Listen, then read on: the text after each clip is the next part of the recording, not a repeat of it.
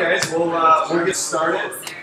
Good news is we don't have to rush through to see a Blackhawks game because we won this time, so nice and easy. What? You done yet? Yeah. What about you? Let's go. She's British, so I can make fun of her. Not just be really, really offensive. Yeah. Yeah. Way off. Way off. Well, for anybody who hasn't been, welcome. I'm Jacob. I'm the GM here at Live Grit. We're super excited about the First Timers program yet again. This is number 3 in the 6-part series. So halfway through today, we're going to focus on running. For those people who don't know, we just started a really cool relationship with Universal Soul, arguably, and in my opinion, the best run shop here in Chicago. They're up on the north side in Lakeview. They now have a pop-up shop here in our store. That's our beautiful shoe wall with, last time it was 36 pairs of shoes, 18 men's, 18 women's, something like that. So all sorts of shoes over there. They're great at fitting. They've been training our staff to do some fitting as well. So running shoes, we're all about it. So we do all 3 sports here in the store. We'll have Brian, that's Brian over there. He's going to interject himself into a couple of different points of the slides, especially on run, shoe, fit. He's been doing it for quite a few years longer than I have. I'm at like 2 weeks. So we'll have him do the run, shoe, fitting part. If you have any questions though, he'll be hanging out with us. I'm sure a lot of the lifetime coaches have been running in different types of shoes for years. They'll be able to answer a lot of questions as well. If they're all busy, come ask me and we'll Google it together or something like that. So. If you haven't been here before, super casual. The beer better never be empty. Keep grabbing new beer. We got wine, red, white, and I think some sparkling wine up there as well. Help yourself, and pitcher of water just because we're supposed to have water as well. So if you want water, we won't judge you.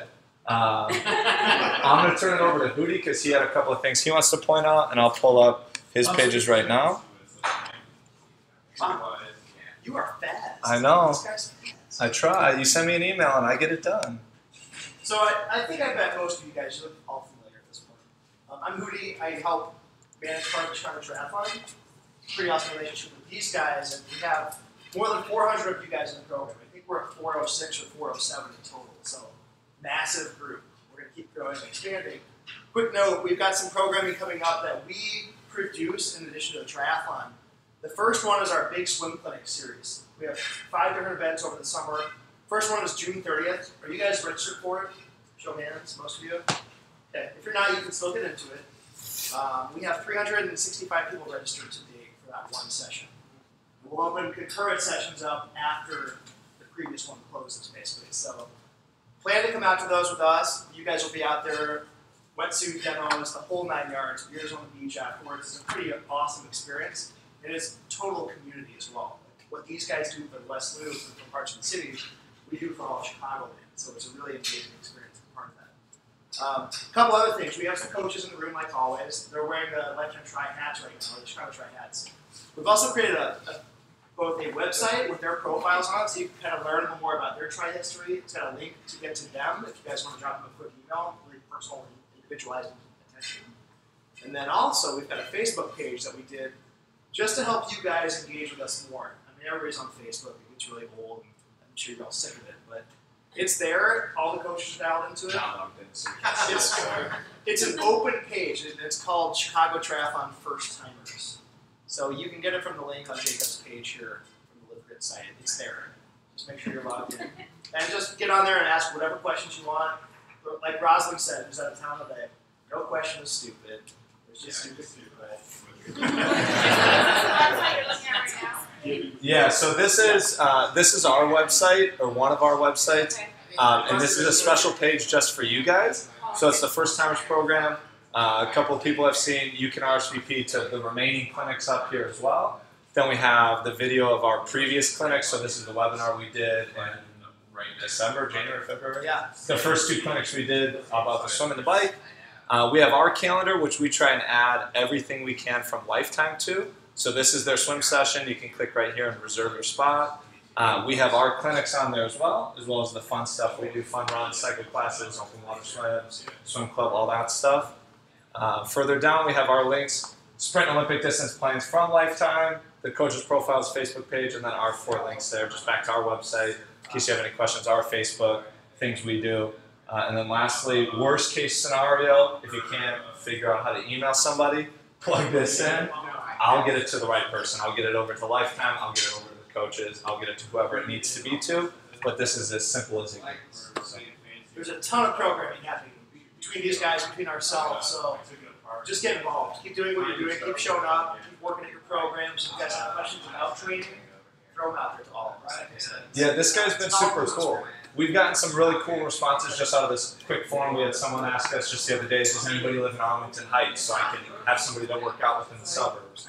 Had someone ask, I'm afraid of the open water, what can I do to get better? Sent it to one of the coaches. So use this tool. If you can't figure out who the question is best asked to, I can take care of that and get it to whomever you should be talking to. Thanks, guys. Make sense? Woody will be drinking his beer the rest of the night. Well, then let's get over to what we're all here for. Nibbles and toenails. I was telling Gillian today, next year I'm going to rename these programs because writing them down is one thing, saying them out loud is a little bit different. It's been a little bit tougher every round we go through. I have to say it to you guys. So, this is part of our Learn to Try series. So if you've been here before, we're going to run over a couple of the same things. This is number 3. We did swimming, we did biking, now we're doing running. The 3 after this, we're going to talk about transition, details of the gear, and then I believe it's mental approach or something like that. Get your mind right. It's race day prep. It's 2 weeks before race day, I think is what it is. So today we're going to focus on running. That's why we brought some of the run experts in.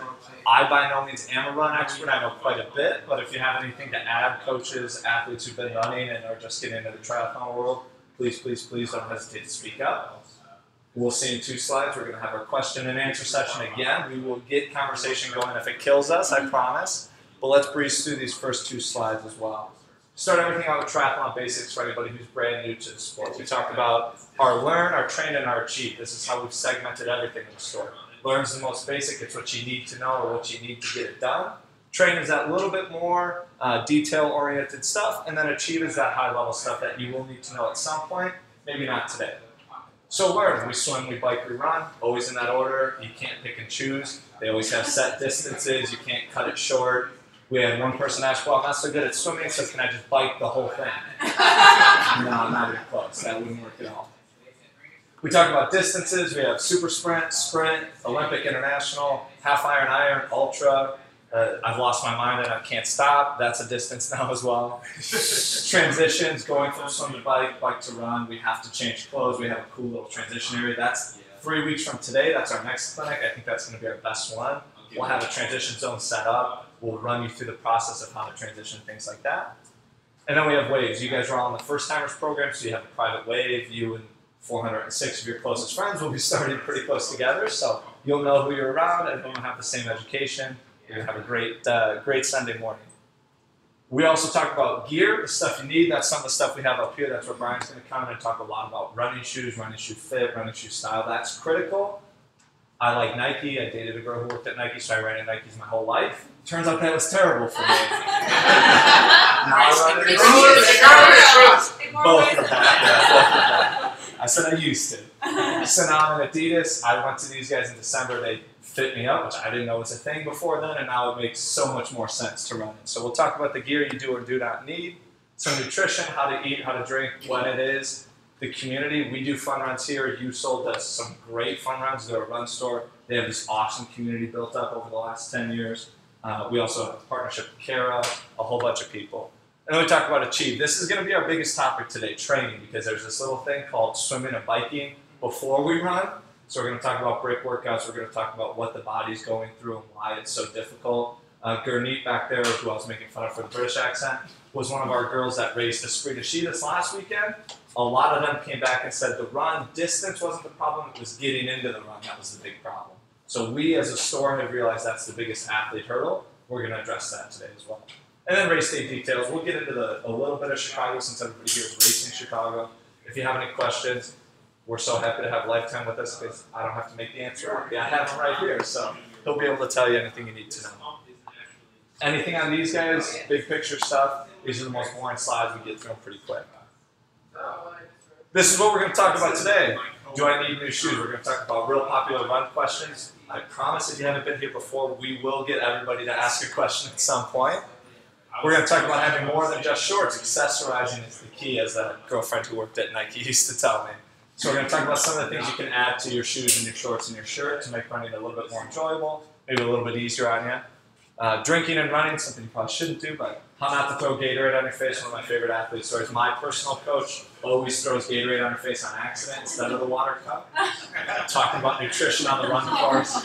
You don't want to be sticky the whole day, so we'll talk about how to eat and drink on the run course a little bit more efficiently. Running with the herd, the community, like I said, we have fun runs here at the store. Brian and Usul up north have some great fun runs. The city's huge. I mean, 3 blocks that way is Fleet Feet, and they have a great fun run.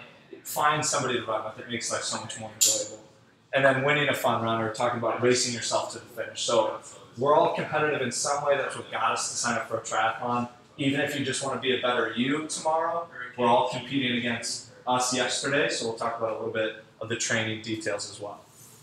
Any questions on this stuff, where we're going today? Anything I'm totally missing out on that you want to talk about and just can't wait until the next slide to ask? Peeing and running.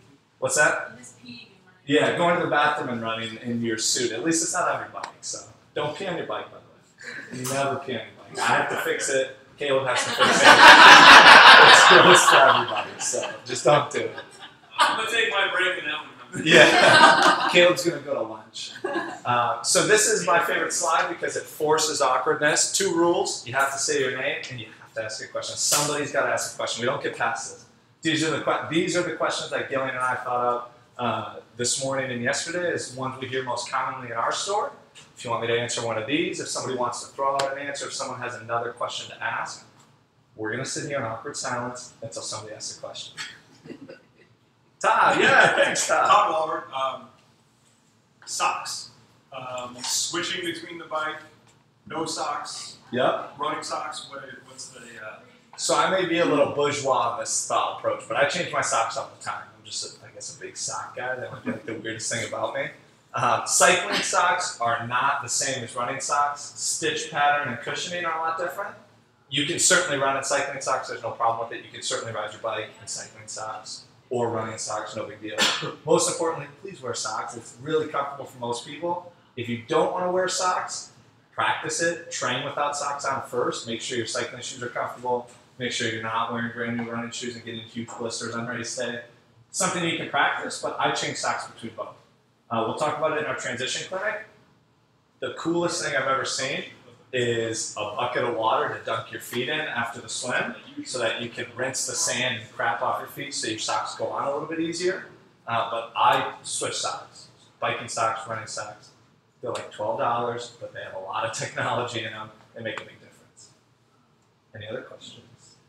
That doesn't count. Just one doesn't count. You gotta get more.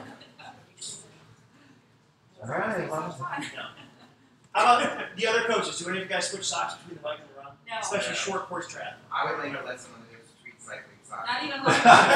Not even long course. not even long. Okay. We have different approaches here. I had foot surgery, so my foot's like my little child. I like to take care of it. So, what's the scene in Forrest Gump? You know, your feet are your babies. You wear socks and boots all the time. So I like socks. I did laundry Saturday night just to wash my favorite pair of socks. See, there you go. Sunday. Another sock friend right And I here. tipped my toenails before. Yeah, go socks. About socks. We Okay. got way off topic here. Any other running questions? I know most people think it's the most fundamental sport because anybody can just go for a run. You don't need to go to a pool. You don't need to buy a bike. You can just go.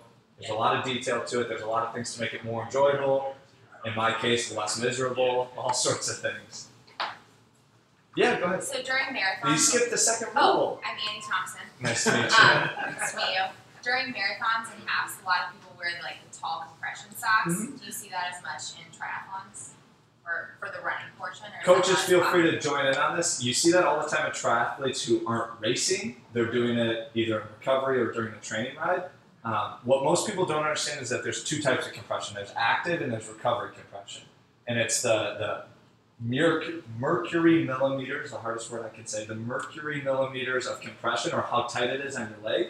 If you wear recovery compression while you're working out, you get the tourniquet where it stops blood flow. If you wear active compression, it'll inhibit or not inhibit, encourage blood flow. So yes, you can wear compression. I don't ever wear compression during activity. I use it for recovery coaches, marathon runners, short distance runners. I'll Well, we're just skipping the name rule all over today. What? The name rule. Jillian Forsyth. There we go. Yes, I will wear during training, not during actual race. When I feel like I just need a little. Why don't you do it during the race? What's that? Why don't you do it during the race? Because it would take too much time to put on. Right. My transitions are already Minutes. crazy. Yeah, go ahead. Steve, also what she was saying too, but like I tried running in a race without practicing them before, and my feet went asleep. So, Don't do that. Yeah, don't practice do running that. with your race, then it looked really good, so you match my shorts. Not a good idea. Super About my fashionable. lane, it was like, I can't He's do my all feet. about style. Yeah. So apparently not anymore. So practice before you do it in a race. Compression's a cool tool, though. We sell CEP, one of the biggest companies in the world. Compressed Sport's another really big one around here. So it's a cool recovery tool. You have to practice it. We always say train with your race with your train. Yeah, go ahead. Hi, I'm Lauren. Hi, Laura. I was wondering, so I've heard that between the swim and the bike, it can be a pretty good distance to Okay. get from like out of the water to your bike. Is there like a certain distance between where you drop your bike off and where the run officially starts? Yeah, so transition's unique, and Chicago's got I think one of the best transition zones kind of in the race world right now, and how it's set up. It's not long; it's more wide, I guess. The entrance and entrances are closer together, so it's part of your time the whole way. We race the entire time. It's collective from start to finish. So from swim to bike, I think is the longer of the two. So getting out of the water, you got to kind of go up the path a little bit, and then you come back into transition. And you'll see there's a couple hundred racks set up, and you're on one of the racks. We have our own. The First Timers program has their own. So you'll know where it is. You've had to put your bike there the day before. So get a lay of the land. We'll talk about this in our transition clinic. The same girl who throws Gatorade on her face gets lost in transition all the time. Maybe she needs a different sport. So getting into transition and getting to your bike, that's typically the longest part. And then getting your bike, you have to walk it. You don't ride. You walk to the big exit of transition. And then same thing, you'll come in on the other side through the bike entrance, then rack your bike again, and then leave out on the run. So that first transition, swim to bike's the longest. And then from bike to run, it's a little bit shorter. Did that answer your question? Yeah. You can tell me now. I'll try again. I'm just having difficulty like envisioning. Okay. 3 weeks from now, we'll I'll be talk all there. about it. Perfect. Yeah. Perfect. Any other huge questions to start us off, guys? Otherwise, we'll get into it a little bit. Perfect. Thank you for participating. Now everybody's comfortable cutting me off and asking a question. Feel free to do it throughout. I encourage it, in fact. Jacob, what did we say about the passive aggressive comments? Yeah. Caleb and I have been working together better. So. We're getting there. We'll get there, buddy. So we're going to talk about gear now, and I'm actually going to run through a lot of the other stuff. I want to give Brian time to talk about shoes and shoe fit, so we'll get through kind of the accessories of it, and then we'll talk about shoes towards the end of this slide, in the presentation of this. So we talk about clothing, tri-specific clothing versus run-specific clothing. Most run clothing is a little bit looser cut. For example, we have a pair of run shorts and a run singlet here. So there'll be that baggier cut. Yes, run shorts are supposed to have underwear in them. That was something I learned not too long ago. A little bit baggy. That was a mistake. Yeah, I was like, what is in here? What is that? It's supposed to be there. A little bit looser cut to try and eliminate the chafing of things. You got to find something that fits your body type really well. I'm not a big fan of sleeveless just because I grew up as a cyclist and we always wear short sleeves. I have the decade of tan lines to prove it. But finding a tank top that fits well and is a little bit looser. Everybody's got a personal preference on what to train for running in. If you do a marathon, you'll see some of the most interesting outfits in the world, but it's what works for those athletes. It's what's comfortable for them.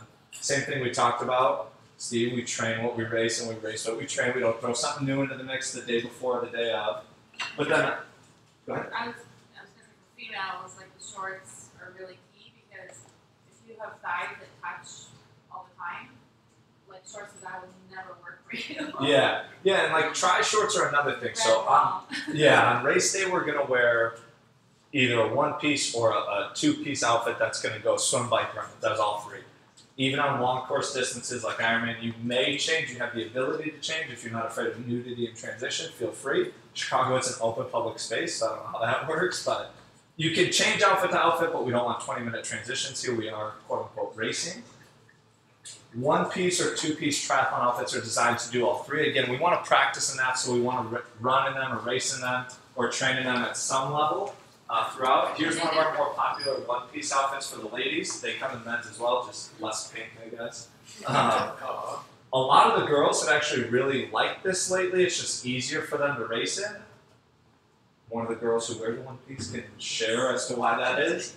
I don't wear a one-piece, I wear a two-piece. The coaches will have all their individual things.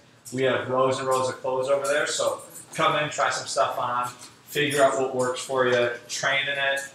Running shorts, you can never have too many pairs because one is inevitably always dirty or not been washed lately, so you want a new pair. And then again, on race day, we'll have an outfit prepared, something that we can swim, we can bike, we can run in. That'll be specific for that, but for your long runs, you'll want something that's run specific. That's kind of the biggest topic of running gear besides the shoes. We talk about socks. We carry company Belega socks. The technology of socks, for those that are interested, it's the stitch pattern. So the toe cap of the sock is typically sewn on to the sock body or the foot of the sock. That stitch pattern or the seam between the two falls right behind our toes on the ball of our foot. That's where blistering or pinching can occur. Seamless sock bodies are the way to go. It's $12 socks have all this technology in it. So Belega is a great company. I wasn't a believer until I started wearing them, and now I wear them all the time. They're on my feet right now. I wear them at work every day. So they're some of the most comfortable socks in the world. Find socks that work for the run. Make sure they're not slipping, they're not blistering, things like that. We talk about the train level, that little bit higher gear stuff. So we have a couple of different ideas. We talk about Fuel Belt, which is, I believe, a partnership you guys have, or no? Is that Kara? I think it's Kara. Yeah, Gatorade and Fuel Belt are the same company now. So Fuel Belt does some cool stuff. This is one of the bigger ones. So it's a Velcro belt that you would wear on a training run. You can get gels, you can get hydration, you can get your keys or your ID in here. I have one that's just a pocket. It doesn't have the fluid intake on it. And I love it because then I can carry my cell phone, not on the bicep band, and it's really comfortable for me. This is one of the best accessories for running if you're a really thirsty person, or like I said, just a pocket version if you just want to carry your cell phone or your keys and not have that jingle of your pockets the whole way. These guys are unbelievably awesome at it. They come in 2-bottle versions, they come in 4-bottle versions, they do all sorts of cool stuff. Sun protection, the reason I said that, one, sunscreen. That's pretty key. I hope we all got that lesson as a child, wear sunscreen. Then we talk about hats or visors and sunglasses or optics. So hats and visors are key. You go to a triathlon, pretty much everybody's wearing something over their head. At the end of a triathlon, you've been in the sun for at least an hour or more. If you're doing a longer distance race, you want to protect yourself. Sunscreen sometimes sweats off, even if you get the sweat-proof stuff. So a hat or a visor, sunglasses work really well. I always wear sunglasses on bikes and runs, so sun protection in some way, get it off your face, get it off your neck. I threw data in here because the other two had 3 and I didn't want one with 2. Data is like a watch or a cell phone. I mean, the apps out there are great. Map My Run's got an awesome one. Strava's got an awesome one. You don't need to go buy a $500 watch if you don't want all the data. You can use your cell phone, get a fuel belt to put it in there, or an Armband, put it in there. It'll track your pace, your distance, your time, all that type of stuff. But this is good because, as I said, we're all competitive in some way. Nothing's better than every Tuesday night when we go running. I got faster than I did last Tuesday, and it just makes me feel better. It validates what I'm doing. So some sort of data collector of some shape or size. Use your cell phone if you need to. However, asterisk, remember, no headphones ever. Yep. And they don't want cell phones being used with two-way communication. So if you ever use a cell phone, it's got to be strapped somewhere out of sight, out of mind. Yeah. And officials will penalize you if you're caught. If you look at it, yeah. So USAT, that's a good question. I think Tracy asked the question last time we had a clinic. Headphones are great for training. You can run and listen to music, especially if you're indoors on a treadmill. We cannot do that on the race course. Question. Is it about this topic? Yes. Okay, go ahead. The right topic. Like the same thing. But can you have your cell phone like playing music? There are people on Sunday with their cell phone in their pocket playing music. And I was like, that's not allowed. I think legally, no. If you want to take the time penalty to listen to your tunes, go for it. I don't know. Yeah, just checking. In this sport, there's a little bit more element of risk in triathlon versus just running a 5K or a marathon. So the idea is that you need to be completely attentive to your environment. If you have music, that takes away your hearing. Yeah, so you can't listen to music at the race course.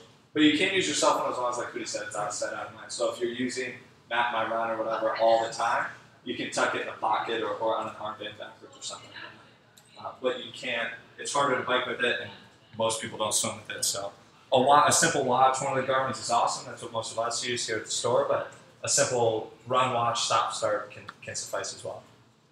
Lastly, this is something the girls out at Esprit de Ski this year that work here told us. So race belts, something that nobody remembered apparently was necessary. This is a race belt in fashionable pink, if you will.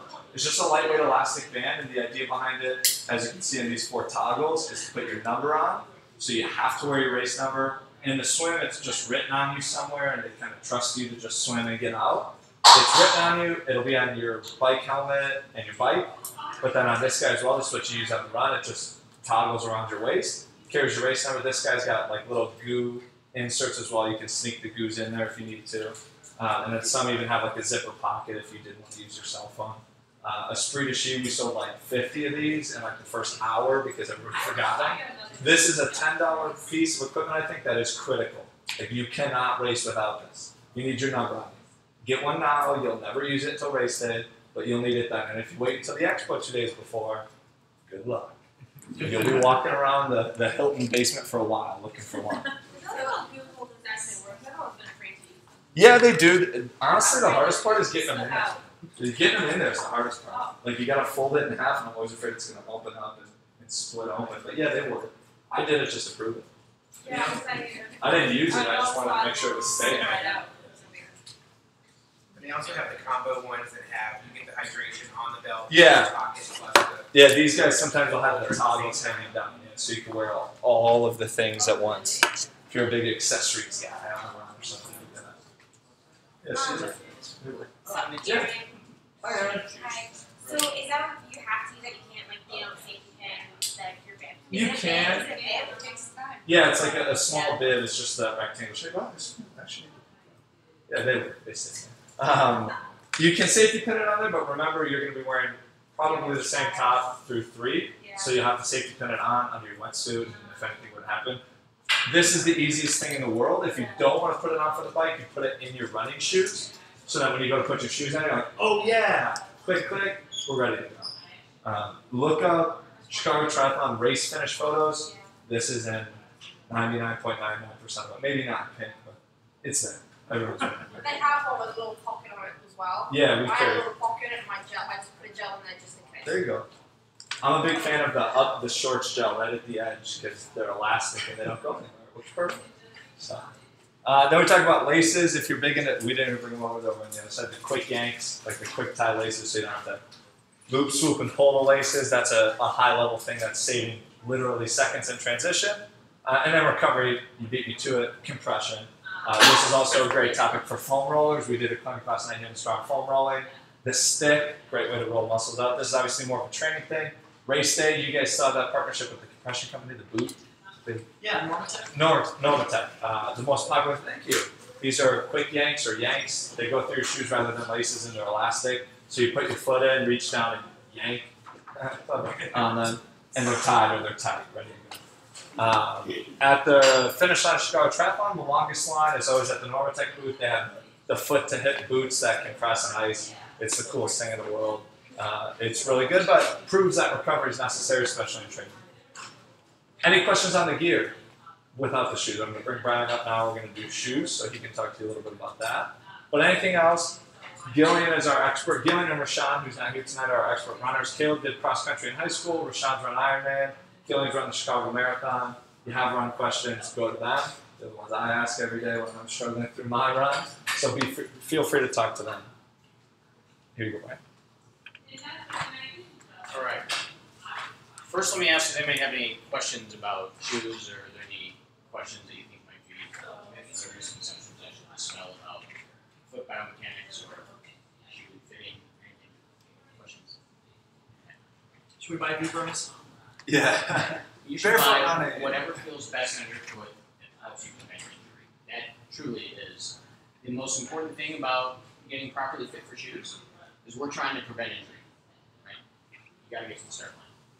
So what we have here is we basically have 2 categories. You've got neutral and you've got stability. And what does this mean? Well, in a perfect world, your foot hits the ground, your arch flexes, you start to roll in or pronate. But then you only get so far, and your arch would flex again, take you out of that pronation, or supinate, if you will, and you would toe off straight ahead. This is very rare for people, right? And the majority of the population, when I say majority statistically, it's like 70%, myself included, overpronates. Rolls in a little too far. So what happens is you end up toeing off your big toe. So that really throws everything out of alignment, right? So your foot hits, you're toeing off this way, throws your lower leg, your knee, your upper leg, your hip, everything out of alignment, right? So they're very, so when I fit someone for shoes, if they have a normal amount of that pronation and they come out of it, and this is how we absorb shock when we hit the ground running, it's great. Then what we do is we put you in a nice neutral cushion shoe. And it's basically, for all intents and purposes, it's the foam that's providing the cushion, all right? If you have a really rigid arch, and some people, they land and they just don't get that flex. They don't get that shock absorption that you would want. And they sort of, we say that's a supinator. They stay to the outside. Well, what we do is we still put them in a cushioned shoe, but maybe we look for something that's a little bit more flexible and a little bit extra cushioning to make up for that lack of shock absorption that your body is missing. Then there's the majority, not everybody, where either they're starting with a low arch, so they don't even have the flex, and they roll in too far, or maybe they have a very flexible arch, and they're rolling in too far, and it's just not rebounding. And then we look to put them in something that's going to prevent that from happening. So instead of toeing off here, before we get to the toe off, we fix that or corrected it, and then toe off straight ahead. And we use stability shoes. Now, most of the shoe companies, not all of them, increase the density of the foam. You'll see this area here that's sort of speckled. Can you see that? Yes? Yes. So that is the area that has an increased density of foam. So when your foot hits the ground and it wants to roll in, it prevents that from happening so you can still toe off straight ahead. There are varying degrees of overpronation. So there are varying degrees of stability and stability post within shoes. This is sort of a mild to moderate amount of stability. There are some shoes that in Grab we have that where that stability, what we call the post, the stability post area, will start further back, so it'll start correcting you sooner. Then and everybody's sort of got their method to the madness. You have a company like Mizuno.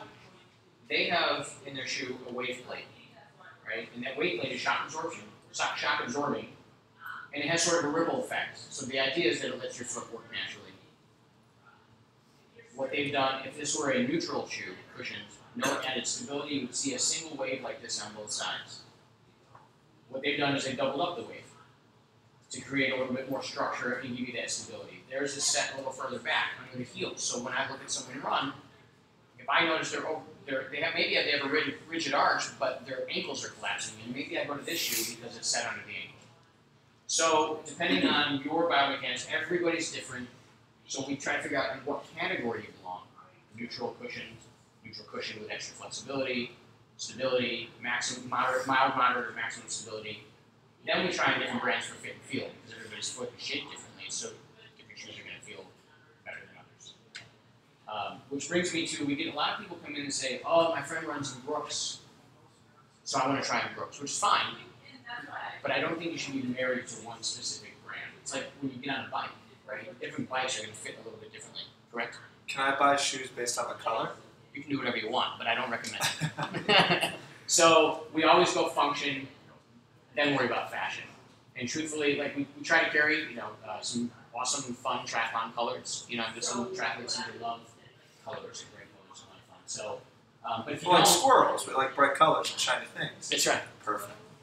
It's because we see black while we're training. Yeah, exactly. But it's better than stars. Yeah. But if we find a shoe you love and you just can't stand the color, we're happy to pull up your options and we'll order you the color that you want. We'll show you what's available. So, overpronating is not bad. It's just your biomechanics. Which also brings me to people who are like, is heel striking bad? When you run, right? Some people, they land on their heel, outside of their heel usually, and roll through. Some people land in the middle of their foot, some people step on the balls of their feet, right? Is there a most efficient way to run? Yes. However, we say do what comes naturally to you, right? You will hear a lot about, especially with this minimalist running boom that came along, the Vibram 5 fingers and everything. Yes, it is more efficient to land with your foot directly under your hip, mid-foot, forefoot, right? Because if you are overstriding and coming out here, yes, it's kind of like hitting brakes. But if you're starting out, you do what comes naturally and feel good about it. You're in the right shoe, it's going to protect you, we're going to fit you, they're going to fit you based on your foot strength, right? So, and the way you run. And we'll get you in the shoe that is good for you. You don't have to adapt to the shoe.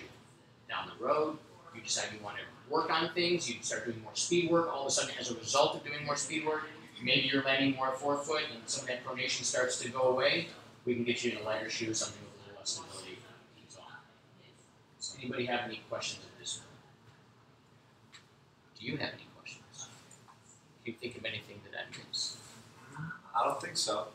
Okay, yep. Rich, what about depending on your weight, do you suggest different shoes? Depending on your weight? Yeah. So when you run and your foot hits the ground, it's about 3 to 4 times your body weight on impact, right? But I've seen people who, of all shapes and sizes, that when I watch them walk and I see, maybe there's some, they still have a really rigid arch and there's no overpronation. Fine.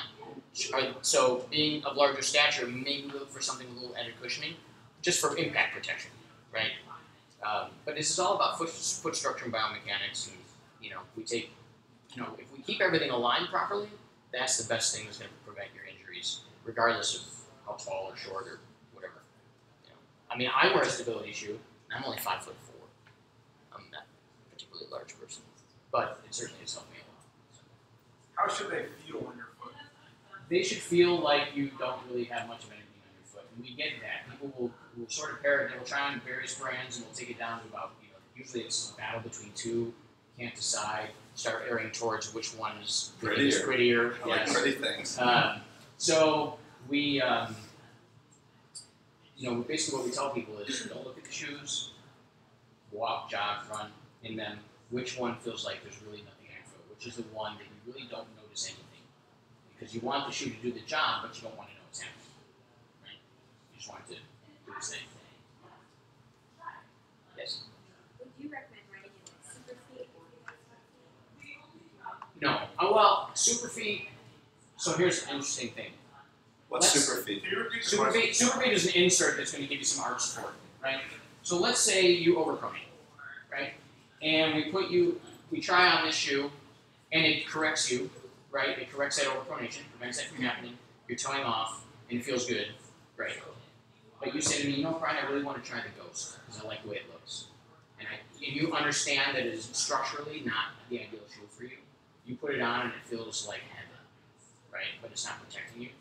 But you look at me and you say, I gotta have that shoe. So, yes. I'm stubborn. I want that shoe. It happens. People are like, that's the one I want. Then we can look at giving you a neutral shoe. The super feet can do that correction for you potentially, right?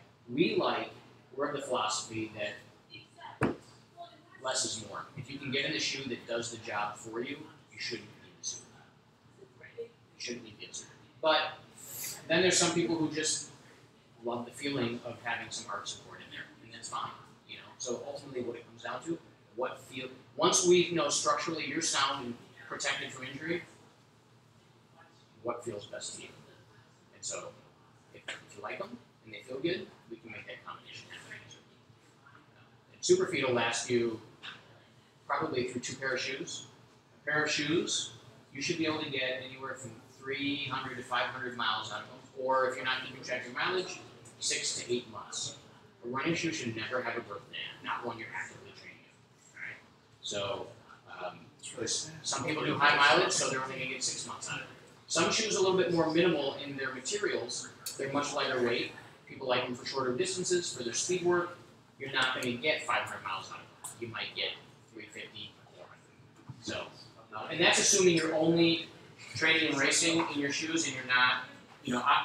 I know you're all doing your strength work, right? You're all doing all that, and your cross training.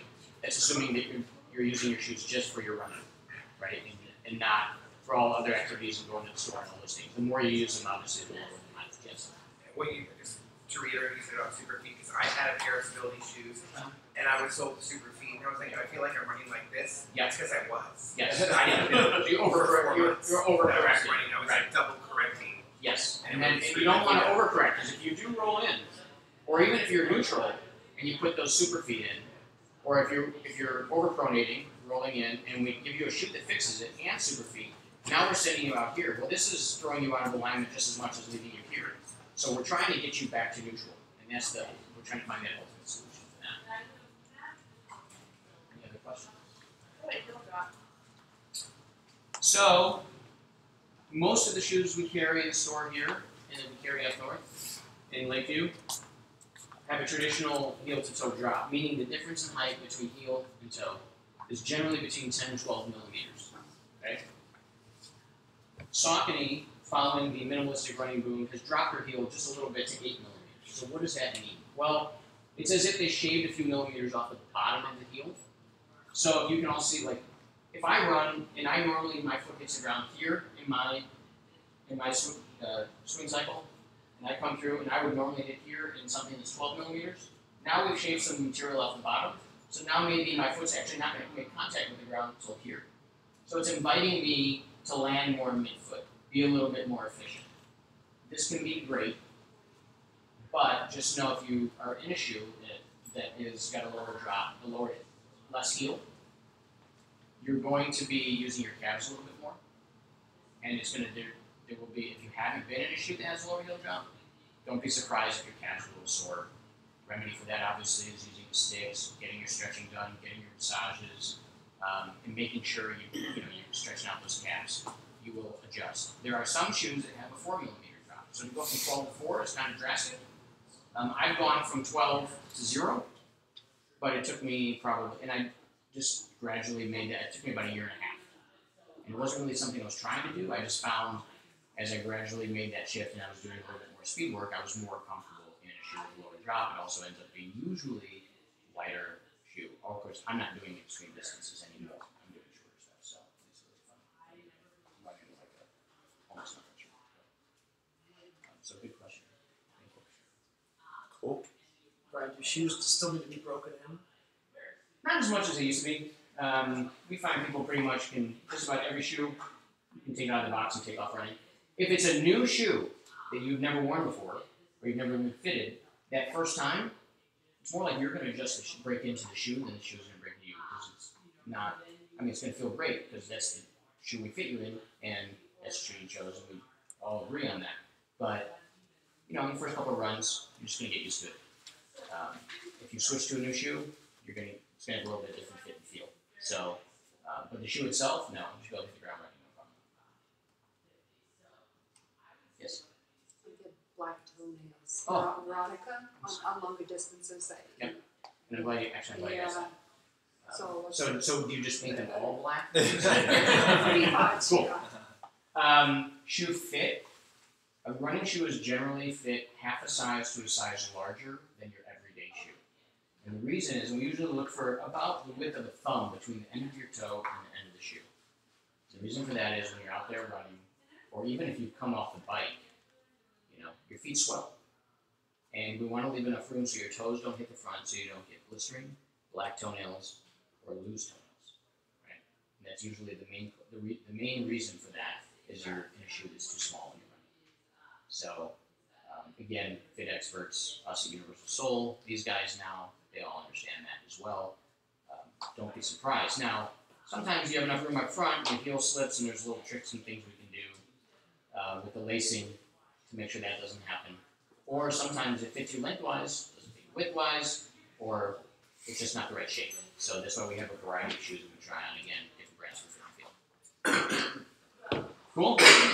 I'll be around, so if you have any questions afterwards, and Yeah, more to the talk shoe about, wall over there is awesome. So check the shoe wall out even just to look at it. I think there's some of the coolest shoes in the world. I'm going to buy a couple pairs just to wear around. The world's a big place, but we did a very specific selection. Yeah, it's a good selection over there. If you guys can't come in and see us, maybe if you live up on the north side, we're over at Lakeview.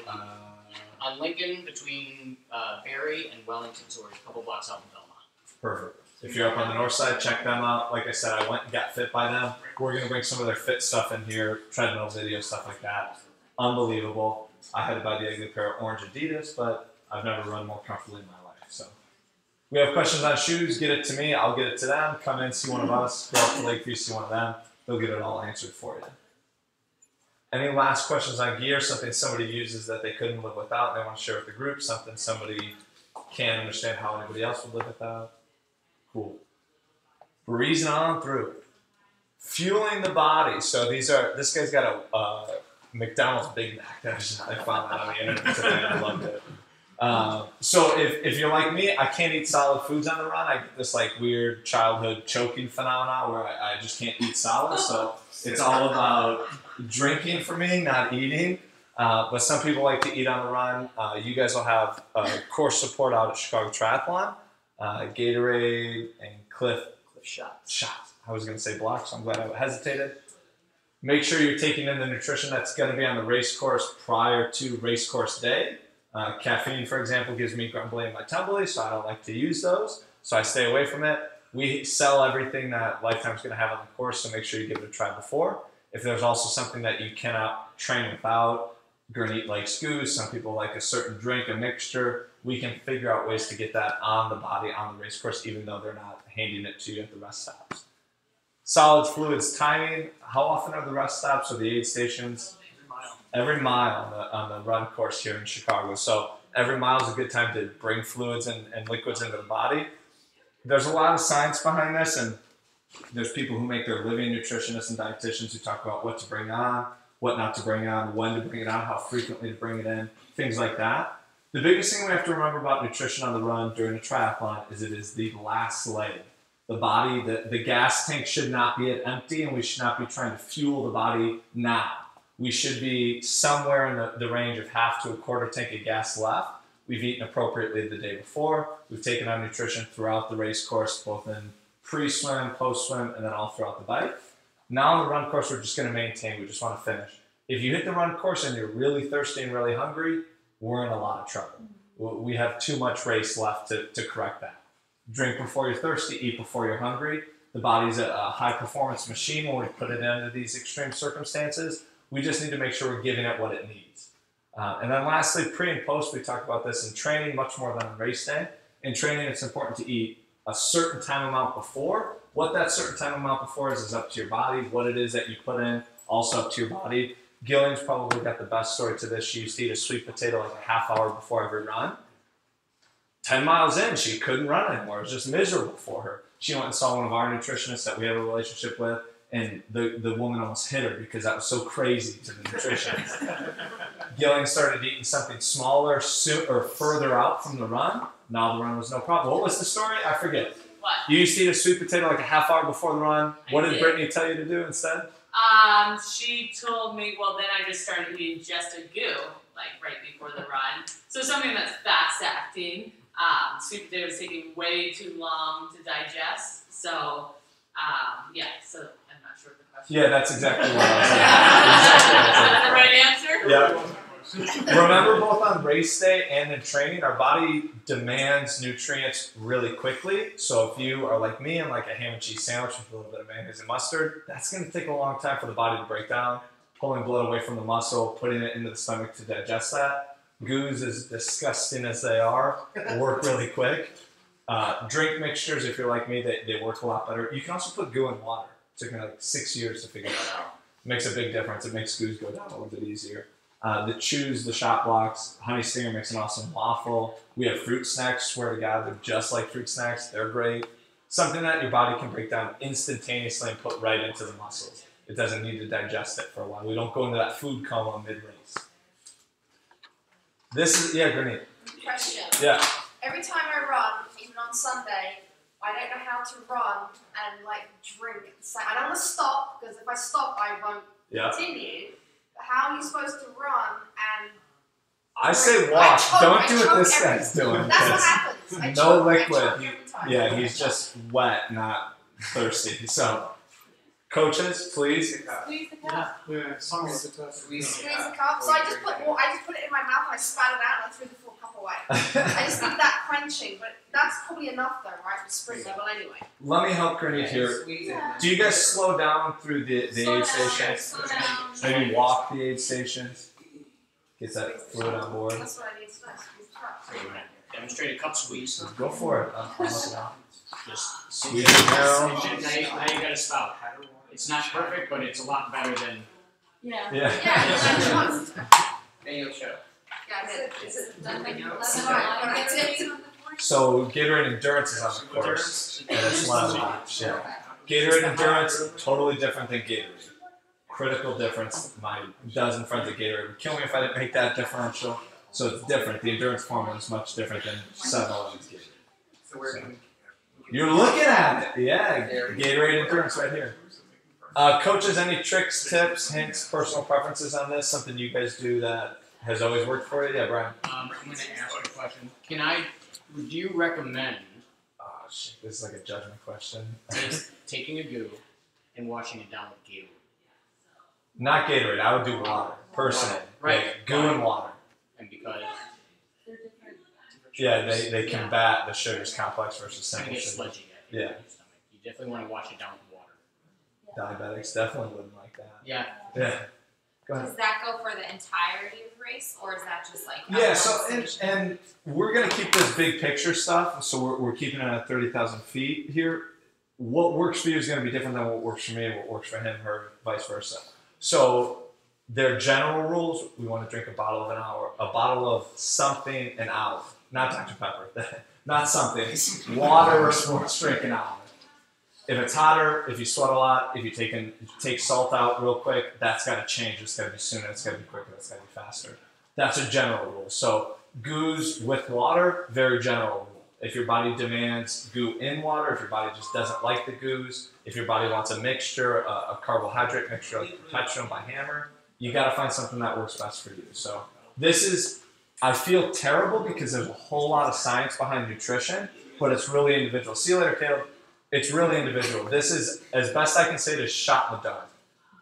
Go for a run and try something, and if you hate it, your stomach's upset, try something different. Make sure you practice. Like, Yeah. that's Oh, for what sure. you're training for. And I will say, fueling is probably your number one. This is where races go wrong. You really, I mean, that's the This is where it goes all wrong. That's the biggest- I mean, you can train all you want, training plan, follow it all along, but people will get out there and race day and forget. And that's gonna be. Yeah, Brian. And I think it's helpful to know. You guys probably know. I don't know what products are going to be on the course, Yep. especially in the run at Yeah. the aid stations. Knowing what those are, try those maybe Yeah, use them first, now. Use and them see now. if they work well for you. If they do, awesome. If Yeah, they don't, Gatorade you dial Endurance in and what Cliff doesn't, Shots. and you dial in what works for you and carry it with you on the course. So, this is a great conversation to have one-on-one with anybody you can get your hands on, the coaches, us here, another athlete, because it's all trial and error. What works for them might work for me, might not. Let's give it a try. Health conditions aside, go see a nutritionist, go see a dietitian, get the science behind it. There's some really cool tests you can take on sweat output, sodium, things like that. Get it done if you need to. If you have a health problem, go see someone professionally doing this. What's up, Steve? Any quick questions on nutrition? Our next two slides are, the next slide's going to be quick and the last slide's going to be our long one. So, any big questions on nutrition? Cool beans. Run with the Pack, some group running. This was the grand opening of Universal Soul within Live Grid. I think this to date is our largest group run on Tuesday night at 6 o'clock. Super fun. Tuesdays at 6 p.m. I got the day of the week right on this one last week on the bike one. I didn't do it right. We go for as little as a 2-mile run, as far as I think the longest we ever done is a 5-mile run. We run from here southwest to a park, and we either do, we call it unstructured, which is just 3 laps, adds another mile, or we do a quick little interval workout, usually 20 to 30 minutes, and then we run back. So if you run to the park and back, which is the shortest, 2 miles. If you run to the park, do the interval work, and then run back 4 to 5 miles. All different paces. Everyone's welcome. Run, walk, run, however you want to say it. All run. I mean, we bring some of the Cara people out, and they're running like 6:30s, and we just wave and say, see you later. Then we bring other people out, 12, 13-minute miles. Everybody's welcome. It's a super fun time. I get yelled at, like last night when the kegerator runs out afterwards because we turn it into a social hour after. Come up to our Tuesday nights at 6 o'clock run. Every second of the month Tuesday, third of the month Tuesday, we're going to bring Universal Soul down and do a clinic. So last night was my one. bad. I'm sorry, I think you're talking about something else. Do your thing. Ours was, I think, second Tuesday of the month. We're going to bring you Soul down. Last night, Brian gave a foam roller stick clinic. Real cool. We'll do that once a month. Check out our Facebook page for the details because I didn't pay attention when I was told. Universal Soul up on the north side does some awesome fun runs. They go Mondays at 6:30 and Saturdays at Mondays at 6:30, Saturdays. It's That's a good question. 10 o'clock in the morning or something. No, it's really, I think it's a little bit like 9:30. We open at 10, but they're Okay. usually take off before then. Those are their fun runs. They also do the burgers and beer, which is once a month. So the first Monday of He's got the T-shirt to prove it. First Monday of every month. So we have a fun run 6:30. It's usually anywhere from 3 to 5 miles, depending on what people want. If the Hawks are playing in Game 6, you get 4 people that show up. Otherwise, Weird. we get anywhere from 10 to 20 folks. But the first Monday of every month, that becomes the burgers and beer fun run. And that usually yields about 80 people on average. And what we do is, again, same 3 to 5 miles around the neighborhood in Lakeview. It's really nice. And then we go down to a bar nearby called Diag, where you get, I believe it's $5. You get a burger, which can be veggie, beef, or turkey, with fries. And the first beer is Compliments Goose Island. And we do raffle prizes like this T-shirt and other things that we find in the back that are collecting dust. And then The cool stuff. Don't yeah, worry, the cool and then stuff. the third Thursday of every month we do again just a standard Lakeview fun run, and then we've got some other ones like we've got pancake fun run coming up and for Proud to Run. And you guys have the Burgers and Beer 5K, which is July. Yes, there's a postcard right there, and we've got Yeah. some more over by the shoe wall, and so July July 13th. 13th. It's the Burgers and Beer 5K race, which you can do, and then afterwards there's a whole festival of burgers and beer and all that good stuff. So again, Facebook, Twitter, Universal Soul, Instagram, our website, our newsletter. It's really We don't like really saying great. race, we say timed fun run. That's It's right. an official fun run. No one wins. You just have a time at the end of it. So these guys are awesome. It's a great partnership. Founded, unfortunately, or fortunately, on beer, which is awesome. So they have a lot of fun with the community just like us. So check them out. Check us out. Come out and join. We threw Kara on here. I don't have their details. Check out their website, Chicago Area Runners Association. They're a not-for-profit that does some great fun runs. They have like the 6 series pub run that we do consecutively on Tuesday nights for 6 weeks in a row. They run to and from a pub, do a raffle. It's a whole community thing, free food, free drink. Awesome. Most importantly, run with other people. It's miserable to run by yourself most of the time. Run with a group, have some fun with it, have a beer after. No offense to anybody in here, but we're not winning the Chicago Triathlon. You can't in the First Timers program. So have some fun in training. It's a lifestyle change. Yeah, you're not allowed to win in the First Timers program. You're disqualified from winning. So if you have your hopes and dreams crashed, talk to Hootie. He'll switch you over to the regular program if you want to win. But have some fun with it. Community running is the coolest community I've ever been a part of because it involves beer and burgers, and we have a lot of fun with it. So check it out. Last slide here, I promise. Excuse all the words. Don't pay attention to all the words.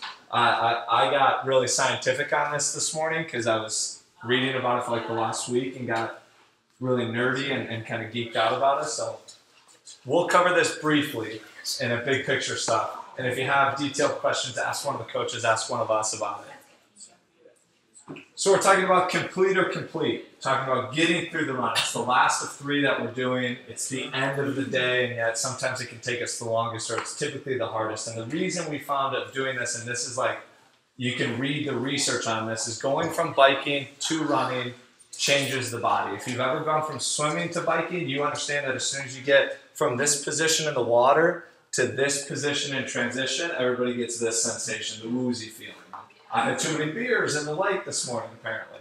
The blood flow changes, the muscle demand changes, the nervous system changes. Everything that the brain was doing for a repeated amount of time, we're now instantly demanding is different, and that just messes everything up. So going from biking to running, I think is the hardest one. Going from swimming to biking, you can stand up and just, and then walk to transition, and you can walk, and then you can walk your bike out, and then you get on the bike, and cycling's the best because you can cheat. You can just coast. You don't have to pedal to make forward momentum, which is why it's my favorite. But going from the bike to the run is difficult because we instantly demand forward propulsion that's drastically different than what we were doing in the cycle stroke. And there's a lot of science behind that. There's a lot of speculation as to why it happens. The only true fact is that it's hard. There's no rhyme or reason as to why it's hard for everyone. It's just a difficult thing to do. So that's why we talk about triathlon running rather than running. If you came to me and said, I'm running a marathon, awesome, I'll put you in contact with a great run coach. We'll talk about interval, stride, distance running, all these things. We're doing a triathlon, so we also have to swim and we have to bike, which none of us do. We have to do our strength workouts, and then we have to run. It's the fourth discipline typically, so it gets the short end of the stick sometimes just because of how much other things we need to do. So we talk about our training focus. We have an intensity run or an interval run and then a longer run. If you're in our program, we also do a recovery run. It's hard to run because that's our highest impact, unfortunately, greatest chance of injury activity. Cycling and swimming, unless you crash or drown, it's much harder to get hurt than those other two. But running is where we get repetition injuries. That's where we get impact injuries. It's the most abrasive form of training we can put on the body. So the training focus has to be different. The training structure has to be different. And we also talk about nutritional dependency. At the end of swimming, at the end of biking, if we haven't eaten or drank right, we get to the run and you're like, oh man, I'm really hungry and thirsty. That's going to be a long leg of the race. You got to eat and drink right from 12 hours before race day through race day so that when you hit the run course, you're still fresh, you're still ready to go. So that's what makes triathlon running a lot different than just running, just marathon training or 5K training. Why it's different or why it's difficult, this is where, again, and I'll keep this big picture, and if you have any questions, come talk to me about it later. This is where we're talking about why it's difficult. So our nutrition, the reason nutrition is critical through the swim and the bike phase, we talk about glycogen in the muscles. So glycogen is glucose, or the storage of glucose in the body, right? Okay, boom, got it. That glycogen is what the body uses as fuel. Once we run out of glycogen or reach a depletion of that storage of energy, we start to burn fat. It takes the body longer to burn fat. It's not as efficient as burning glycogen. So the body starts to eat itself through the fat eating process. And that's where glycogen levels dip, and that's where we get the fatigue factor. That's where it gets really hard to push through. We also talk about hydration. If you run out of sodium, that's where cramping comes from. If you run out of hydration, period, the whole body starts to shut down. So we want to make sure throughout the series, both swimming and biking, or through training, we're eating and we're drinking right, so that when we get to the run, we're ready to go.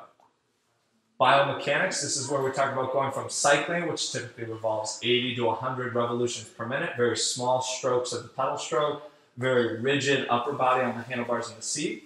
Now we're going to full-fledged upper body movement, different posture, different stride, much different cadence. Neuromuscular coordination, your brain has been firing in the same way subconsciously for a pretty long period of time. Pedal, pedal, pedal, pedal, steer, pedal, pedal, pedal, pedal, steer. That's all the brain's been thinking. Now we're talking about running. It takes the brain a minute to catch up, especially on the unconscious level. So, what's that? Especially yours. Yeah, mine takes even longer. Subconscious, not unconscious, subconscious level. So that first 200, 300, 400 meters, half a mile, it's like the first time you're running. You got to get back into the rhythm of things. Typically, the first mile of the run is your worst mile of the run if you've eaten right and done everything else and trained right, because your body's just figuring it out again. It's going from biking to running.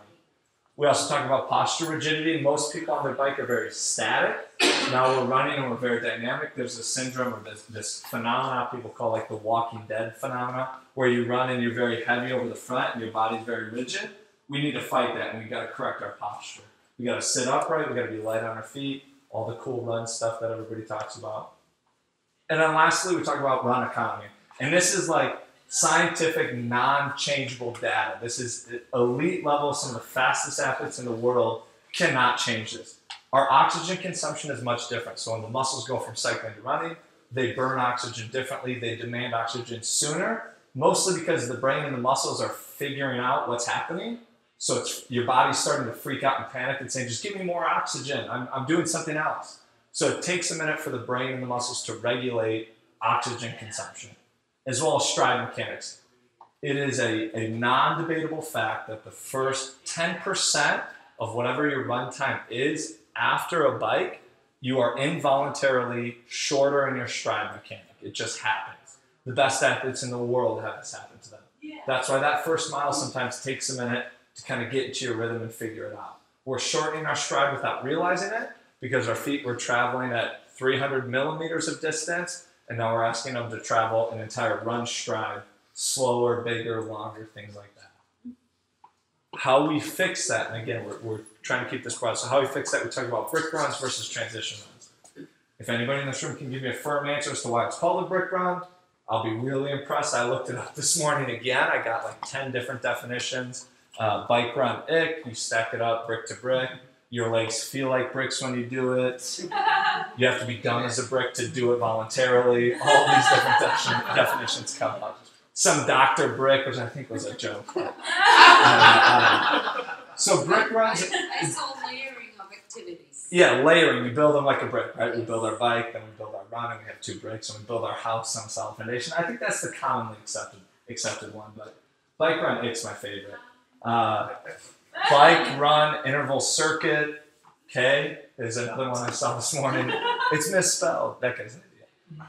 Brick runs are bikes, a bike workout, and a run workout smashed together. That it is not a shortened version of either. That's called a transition run, which is my favorite workout. You go for your bike workout, and then you do a 10-minute, 1 mile, half a mile run right after. It's your transition run. That's just teaching the body to transition from biking to running. A brick workout is a 2 workouts slammed together. That's the big one. We do that once a week typically. How frequently you need to do these? Up to, I think, Lifetime's plan adheres to the same as we do. Once a week is a brick workout. Another time a week is a transition run. So for example, on your training plan, you have maybe an hour bike and an hour run. Back to back is a brick workout. An hour bike followed by a 10-minute run is a transition run. It's just teaching your body the mechanics of going from one to another. This is critical. If you don't do this, that first mile of the run is going to be one of the most interesting times of your life. It will be very non-comprehensive. Your body won't know what to do. So we need to do these. That's the only way any researcher, any athlete has proven that the body can get more efficient in the transition. It's proven that we're going to be inefficient, but how do we narrow that down? Doing these workouts, getting used to it, training the body to go through that repetition or through that transition. This is the hardest part, I think, of running and triathlons. Everybody, I'm of the faith that with the proper training, the proper shoe fit, the proper nutrition, everybody could go do whatever run it is that they set their heart out to do. Going from swimming, biking, and then doing that run, that's the hard part. We got to train the body to do that efficiently.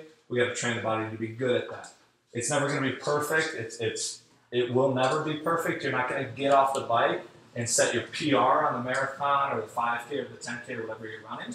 But you can narrow down the gap of how terrible it is in that first mile or that first half mile. Does this make sense to everybody? Any questions on this stuff? Anything not make sense yet? Speaking of oxygen, is general, is it generally proper, like, are you breathing into the mouth, out the mouth, into the nose, out the mouth, what is different? Coaches, thank God you're here today.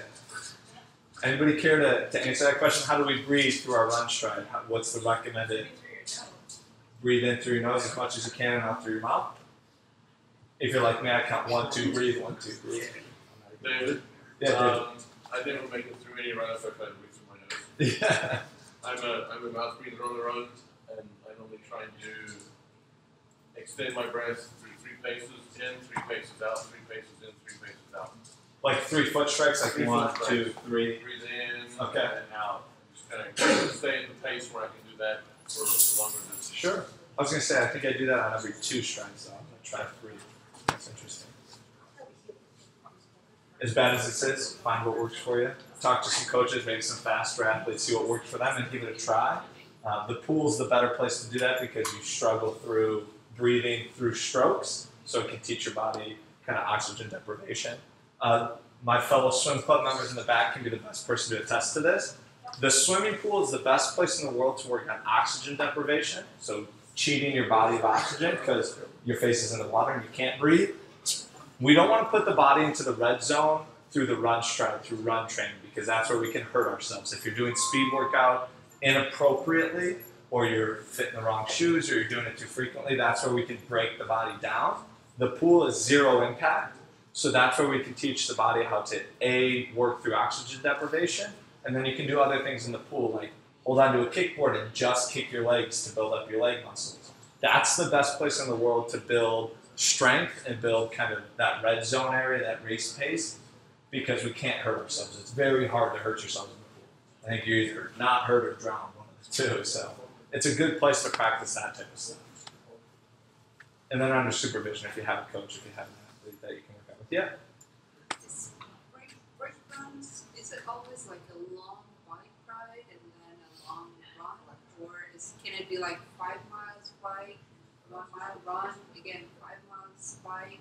Yeah, I think the most important thing, and the science that's out there says the most important thing is to make the transition. So however long the bike is and however long the run is, just make that transition. I think the structure of the program that Lifetime wrote follows a common vein philosophy of like periodization, 3 weeks on, 1 week off, and then we talk about interval training through the different sports and things like that. So their program, like ours, is going to vary week to week, day to day, based upon the overall build. So there's not like a hard fast rule, like it has to be an hour followed by a half hour. But there should be one brick workout, in my opinion, should be 2 equal intensity workouts, a bike and a run slammed together. And then those transition runs are the good where it's heavier on the bike, real short on the run. Since I've become a triathlete, I don't get off my bike and just sit on the couch like I used to when I was a cyclist. I always go for a 10-minute run or a 5-minute jog down the block just to teach my body that the blood flow is going to change, the cadence is going to change, things like that. Any questions on this stuff, guys? It's more important to do Yeah. the bike and run or the swim and the bike? Coaches, stop me if I'm wrong. I would definitely say bike to run, because swim to bike, you can teach yourself when you get out of the pool or when you get out of the lake. Like I dare, do you swim in the open water yet? Have you been in the open water? First time you get in the open water, don't do this. Second time you get in the open water, do this. Get out of the lake, take your wetsuit off, and just try and walk quickly to the shore. And you'll get that, come out to the June 30th clinic with Lifetime. The coaches will be there. They'll show you that as soon as you take the body from horizontal to vertical, it all gets messed up. At Chicago, we also have our longer transition, so we have a slower walk to the bike. Most people aren't going to run right out of the water, so you can adjust to it. But going bike to run, it's not blood flow, it's more muscle demand. That changes a lot. As you practice each of those, T1 to T2, you'll find out what you're stronger at versus what you're weaker at. We always want our athletes to focus on the weakest link there, so you have the best day on that reason. Swimmers always get on the bike so fast. That makes me so mad. I'm a cyclist, so I'm not used to laying down and then getting on my bike, so it takes me longer to do that. You're not a swimmer, you'll just get on that ground and be like, Yeah, well, it's solid again. Thank you. the ground, the air, Chicago's also a really unique event in that you're swimming until you're at the stairs. There's not like a walk out of the beach. So if you go to like Ohio Street Beach with us on Saturday mornings at 8:30, with these guys every 4 weeks, the 5 clinics are 4 weeks apart? 3 weeks apart? Every 2 weeks. Oh, geez, way off. 2 weeks, every 2 weeks apart. You have to walk out of the water. So you have this like really ugly like Baywatch lifeguard walk out of the water through the shallow stuff. But on race day, you're swimming and then you're on the stairs out onto dry land. So that's a different mentality as well. You get to practice that. Make sense, guys? Cool beans. Let me just double check and make sure I'm right. Awesome. We are finished unless everybody has any questions on the run segment. Once again, we went a little longer than we planned on, but hope it was beneficial. Brian's going to stick around for a little bit on run shoe stuff. Gillian and I will be around on some clothing and things like that. If you have any questions, grab the coaches, grab one of us. Other than that, you guys are all set to go. Thanks so much.